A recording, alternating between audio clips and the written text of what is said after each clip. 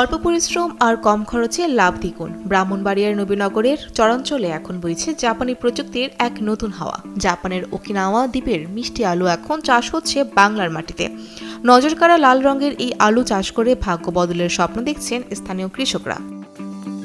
Flood reconstruction emergency assistant project এর আওতায় নবীনগরে এবার উন্নত জাতের মিষ্টি আলুর বাম্পার ফলন হয়েছে, যার মধ্যে ৫ হেক্টর জমিতে একচেটিয়া রাজত্ব করছে জাপানি ওকিনাওয়া জাতের আলু। এছাড়া বাড়ি ১৬ ও ১৭ জাতের আলুরও আবাদ হয়েছে।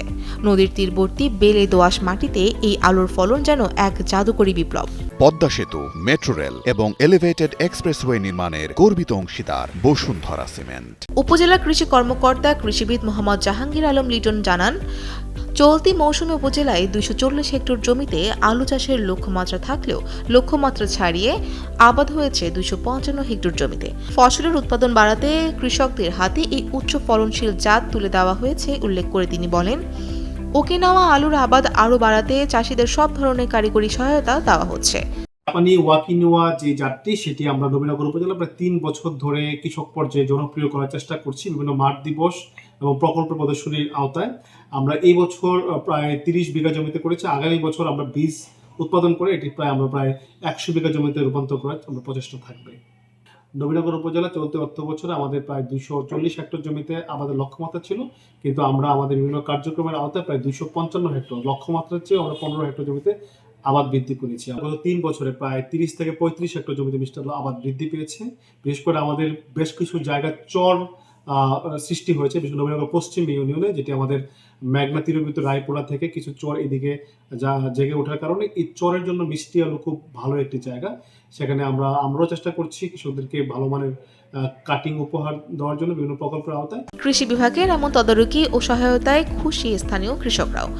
বর্ধিত গ্রামের সফল চাষি হারিস মিয়া জানান, জাপানি জাতের এই আলুতে রোগবালাইয়ের প্রকোপ একেবারেই কম। প্রতি শতকে ফলন মিলছে ১.৫ থেকে ২ মণ, যা অন্যান্য সাধারণ জাতের তুলনায় প্রায় ২ গুণ বেশি।